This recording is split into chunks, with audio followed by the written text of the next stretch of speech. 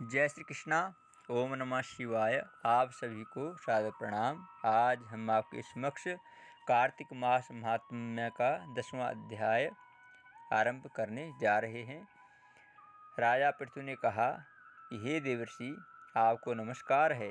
आप कृपा कर आप यह कहिए कि जिस समय भगवान शंकर ने माथे का तेज क्षीर सागर में डाल दिया उस समय क्या हुआ। नारद जी ने कहा, हे राजन, जब शंकर जी ने तेज क्षीर सागर में डाल दिया तो वह शीघ्र ही बालक होकर गंगा सागर के किनारे पर बैठकर संसार को भय देने वाला रुदन करने लगा। उसके रुदन से समस्त संसार व्याकुल होकर लोकपालों के मन में भी व्याकुलता हुई। अधिक कहने से क्या है, चराचर जगत त्रायमान हो गए। शंकर सुमन के रुदन से ब्रह्मांड व्याकुल हो गए। समस्त देवता और ऋषि मुनि व्याकुल होकर लोक पितामह ब्रह्मा जी की शरण में गए और सब ने मिलकर ब्रह्मा जी को प्रणाम किया और ब्रह्मा जी की स्तुति की। फिर कहा, हे पितामह, यह तो बड़ा भयंकर समझ आया है, इसका नाश कीजिए। देवताओं की यह बात सुनकर ब्रह्मा जी सत्यलोक से उस बालक को देखने के लिए समुद्र के तट पर आए। समुद्र ने ब्रह्मा जी को आता देख उन्हें प्रणाम किया और बालक को उठाकर उनकी गोद में दे दिया। तब विस्मित होकर ब्रह्मा जी ने पूछा, हे सागर, तुम शीघ्र बताओ, यह बालक किसका है।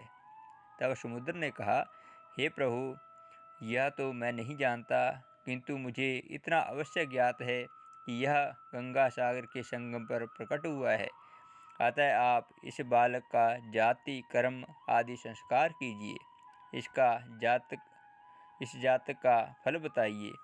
नारद जी कहते हैं कि इधर तो सागर ब्रह्मा जी से ऐसे कह रहा था, उधर सागर पुत्र भी ब्रह्मा जी के गले में हाथ डालकर बारंबार उनका आकर्षण कर रहा था। अब तो उसने ब्रह्मा जी को गले से जोर से पकड़ा कि वे पीड़ित नेत्रों से आंसू डालने लगे। किसी प्रकार उन्होंने अपने दोनों हाथों से जोर लगाकर गला छुड़ाया और सागर से कहा, सुनो, मैं तुम्हारे पुत्र का जातक फल कहता हूँ। मेरी आँखों से जो जल निकलता है, इस कारण इसका नाम जलंधर होगा।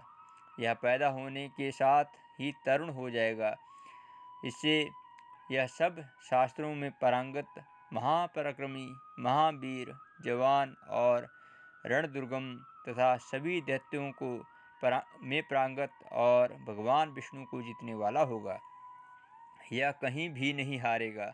एक भगवान शंकर को छोड़कर सबके लिए यह अवध्य होगा। जहाँ से यह उत्पन्न हुआ है फिर वहीं जाएगा, किंतु इसकी पत्नी बड़ी पतिव्रता, सौभाग्यशाली, सर्वांग सुंदरी, परम मनोहर, मृदुभाषिणी और शील का सागर होगी। नारद जी ने कहा, हे राजन, सागर से यह कहकर ब्रह्मा जी ने शुक्राचार्य को बुलाकर बालक का यथोचित राजाभिषेक किया। फिर अंतर्ध्यान हो गए।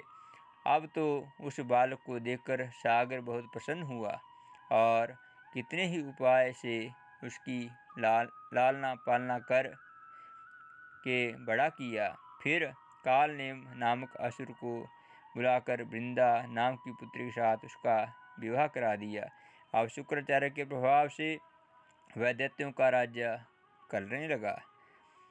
इति श्री कार्तिक महात्म्य 10वां अध्याय संपूर्णम।